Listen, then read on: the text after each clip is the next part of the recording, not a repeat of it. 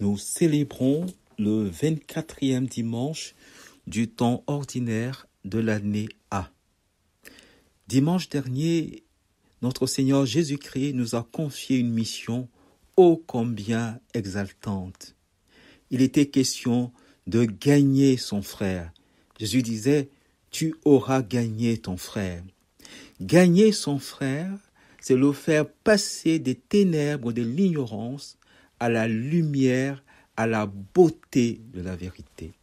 Et cela, on peut le faire à 3 niveaux. Au niveau philosophique, car n'oubliez pas ce que dit Aristote, quand l'intelligence est en acte, quand elle est passée des ténèbres à la vérité, elle est comme la lumière. Onus en intelligeia ostophos. Au niveau théologique, car la foi est lumière, nous ont rappelé les papes François et Benoît XVI dans une encyclique commune intitulée Lumen Fidei. Et puis la lumière mystique, la lumière qui vient du Saint-Esprit, car l'Esprit Saint vous conduira vers la vérité tout entière. Premièrement, gagner son frère à la lumière philosophique, c'est bien ce que recommande tout simplement Descartes, en disant « C'est proprement avoir les yeux fermés sans tâcher de les ouvrir que de vivre sans philosopher. » Gagner son frère à la lumière philosophique, c'est bien le sens profond de la légende qu'on appelle mythe, mais au fait c'est une légende, de la légende de la caverne. Passer des ombres, passer des silhouettes, passer des mirages à la contemplation de la vérité. C'est tout simplement éveiller chez mon frère l'intelligence et l'intelligence philosophique comme étant la capacité de connaître spirituellement la Sophia et la capacité de connaître, d'aimer spirituellement la Philia. Et ultimement, grâce au principe de causalité finale au niveau de l'être, découvrir l'existence de l'être premier, car la vocation de la philosophie qui est sagesse, qui est Sophia, c'est la contemplation de l'être premier.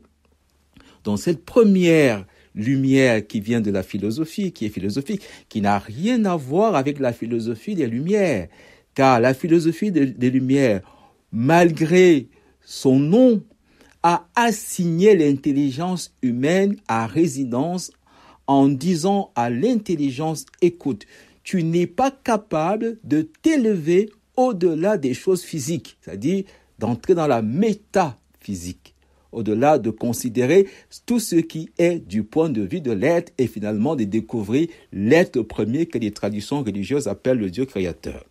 Donc cette première lumière qui est philosophique est le fondement de la fraternité humaine universelle. Tu gagneras ton frère. Oui, ton frère est capable de contempler la vérité et de contempler l'être premier comme toi. La deuxième lumière est la lumière théologique, la lumière qui nous vient de la foi, qui nous vient finalement du Verbe qui éclaire tout homme.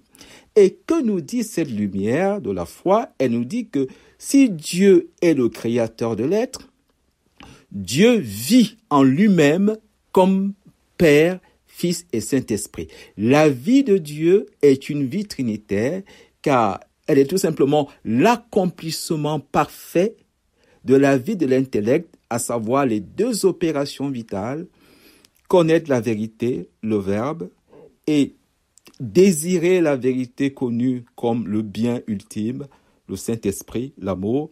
Et c'est le fondement de la fraternité interreligieuse, la fraternité écuménique qui est basée sur la communion de la foi, la lumière de la foi. Et puis nous avons la lumière mystique, qui est la lumière du Saint-Esprit dont parle Jésus. L'Esprit Saint vous conduira vers la vérité tout entière. Et cette lumière mystique qui est la 3e manière et la manière peut-être la plus parfaite de gagner son frère s'apparente à la maternité divine de Marie, car par cette maternité divine de Marie s'accomplit pour nous la parole de Jésus.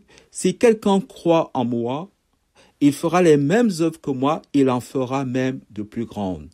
Par cette maternité divine de Marie, par cette nouvelle fraternité qui s'appuie sur le Saint-Esprit, l'Esprit Saint qui conduit vers la vérité, cette fraternité qui est finalement la fraternité catholique, si un membre est à l'honneur, tous les membres sont à l'honneur, ne sont rien d'autre que la participation de chacun de nous au mystère de la rédemption avec le Christ, le mystère de la co-rédemption, Marie présente au pied de la croix pour le salut du monde.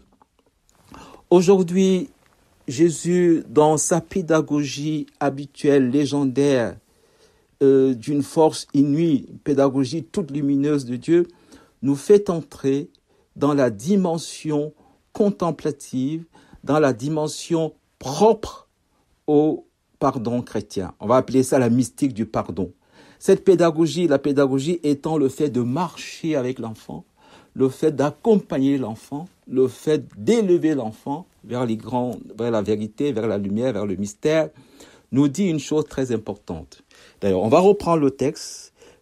Pierre s'approcha de Jésus pour lui demander « Seigneur, quand mon frère commettra des fautes contre moi, combien de fois dois-je lui pardonner ?» Il faudrait suivre parce que c'est très intéressant. Pierre parle en termes de pardonner, combien de fois dois-je pardonner? Jésus, dans sa réponse pédagogique, va renverser la vapeur. Il va lui dire, je ne te dis pas jusqu'à 7 fois, mais jusqu'à 70 fois 7 fois. Qu'est-ce que cela veut dire? Cela veut dire que le pardon présuppose l'amour. Pardonner, c'est donner par-dessus l'offense. Le pardon présuppose le don qui est le propre de l'amour. Et il n'y a pas de plus grand amour que de donner sa vie pour ce qu'on aime. Que nous dit Jésus? Du point de vue de l'intelligence philosophique, du point de vue de la sagesse philosophique, le pardon est une nécessité, une exigence de l'amour. Car si aimer, c'est donner, l'offense vient détruire le don qu'on a fait à l'autre, qu'est-ce qu'on fait? On doit s'élever et donner plus. Si j'ai donné 10 et que les 10 ont été détruits, je dois donner au-dessus de 10. Je passe au-dessus. Si ton frère te demande de faire 1000 pas, fais-en 2000 avec lui. Donc Jésus nous rappelle en passant que l'intelligence du pardon, c'est l'intelligence de l'amour. D'ailleurs, il y a une parole très belle, très lumineuse, qu'on attribue à la fois à Saint Augustin et à Saint Bernard, qui dit ceci: la mesure de l'amour, c'est d'aimer sans mesure. Combien de fois dois-je pardonner? Il faut aimer sans mesure, nous répond Jésus. Ça, c'est du point de vue humain. Maintenant, passons au point de vue mystique. Alors, le royaume des cieux est comparable à un roi qui voulut régler ses comptes avec ses serviteurs. Très bien. Il dit bien le royaume des cieux. Donc nous sommes là dans les mystères de Dieu. Ce que dit l'évangile ici concerne d'abord Dieu. Si l'évangile était une leçon morale, donc on retomberait sur le fait que le pardon présuppose le don, présuppose l'amour. Il ne s'agit pas de pardonner, il s'agit d'aimer de plus en plus, car le véritable amour est sans mesure, d'autant plus que l'amour consiste à donner et à se donner, non pas d'abord à recevoir. D'ailleurs, il y a chez Saint Paul cite une parole de Jésus qu'on ne retrouve pas dans les évangiles. Saint Paul dit, comme disait notre Seigneur Jésus-Christ, il y a plus de joie à donner qu'à recevoir. C'est vrai que le mouvement de l'amour, c'est d'abord le don de soi. C'est pas à utiliser l'autre. C'est pas se servir de l'autre pour mon bien. Là, on n'est plus dans l'amour, on est dans l'égoïsme et tout ce que vous voulez, dans la passion. Mais le véritable amour consiste à donner et à se donner. Nul n'a de plus grand amour que celui de donner sa vie pour ceux qu'on aime. Or, ici, Jésus nous parle du royaume des cieux. Le royaume des cieux, c'est quoi? Le royaume des cieux est comme ce roi qui commençait donc à régler ses comptes. On lui amena quelqu'un qui lui devait 10 000 talents. Oh, c'est très intéressant. 60 millions de pièces d'argent. Il se trouve que cette somme, matériellement, n'existait pas à l'époque de Jésus. Il paraît, parce que même si on avait réuni toutes les pièces du monde, elle n'aurait pas fait 65 millions. Donc cette somme colossale nous renvoie au don inouï, ineffable, substantiel, sans mesure, débordant que Dieu a fait à l'humanité de son Fils. Dieu a tant aimé le monde qu'il a donné son Fils unique. Qu'est-ce que nous avons fait? Nous n'avons pas voulu le recevoir, l'accueillir, nous l'avons même tué. Qu'est-ce que Dieu a fait? Dieu nous a pardonné. Il nous a donné au-delà de l'offense, au-delà de ce que nous avons fait. C'est ainsi qu'il peut dire à ceux qui l'ont offensé, à ceux qui ont péché contre lui, il peut dire, recevez l'Esprit Saint, tous ceux à qui vous remettrez leurs péchés, ils leur seront remis. Vous vous rendez compte que le pécheur devient dispensateur du pardon de Dieu? C'est quand même curieux. Vous voyez, jusqu'où va le don? Nous avons reçu un don inimaginable, incommensurable, que nous ne pouvons pas rembourser. Comme dirait le psaume, comment rendrai-je au Seigneur tout le bien qu'il m'a fait? Quand bien même je donnerai la terre entière et tout, cela est incomparable. Cela n'est que de la paille par rapport au don substantiel que le Père nous a fait, et de son Fils et de son Esprit Saint. Le don que Jésus lui-même, il le rappelle à la Samaritaine, si tu savais le don de Dieu, le don que Jésus a fait de lui-même, je dis ça, de lui-même sur la croix, il va faire de sa mère, il va faire de l'Esprit, l'Église à Pierre et à chacun de nous, le don de l'Eucharistie, don inouï, don ineffable. Donc Jésus va passer avec nous de don en don, de grâce en grâce. Il va dire aussi sur la croix, Père, pardonne-leur, ils ne savent pas ce qu'ils font. C'est extraordinaire. Quand même, on est allé loin. C'est un déicide que nous avons commis envers Jésus.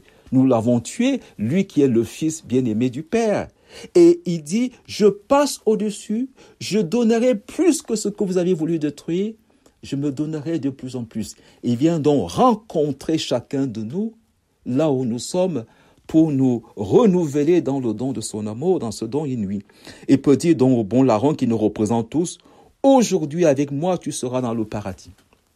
Il faut savoir que du point de vue mystique, c'est pas seulement qu'il sera dans le paradis avec Jésus, c'est qu'il est le paradis de Jésus au moment où Jésus lui parle, puisque Jésus est crucifié, les apôtres l'ont abandonné, sur les 12, il n'y a que Jean au pied de la croix, avec Marie et quelques femmes, les 9 apôtres autres, il y a un qui a trahi, il y a un qui a renié, 9 ont pris la fuite.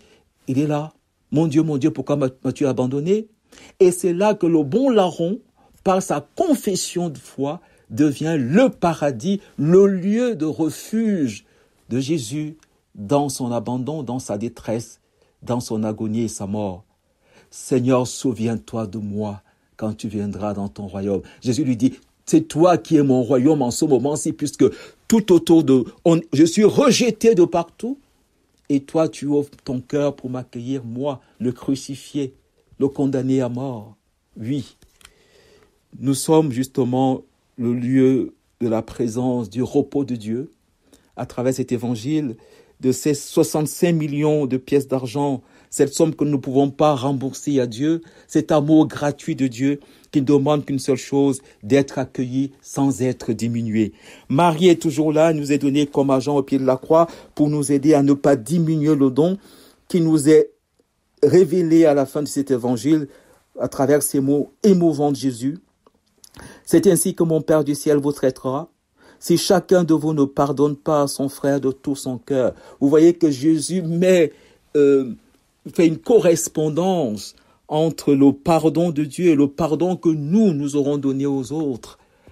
Jésus dit en d'autres termes que Dieu propose, l'homme dispose. Et c'est peut-être la fine pointe de l'évangile.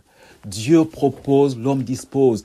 Nous serons jugés en fonction de notre foi. Nous serons jugés en fonction de notre charité. Nous serons jugés en fonction de l'amour que nous aurons eu pour les autres.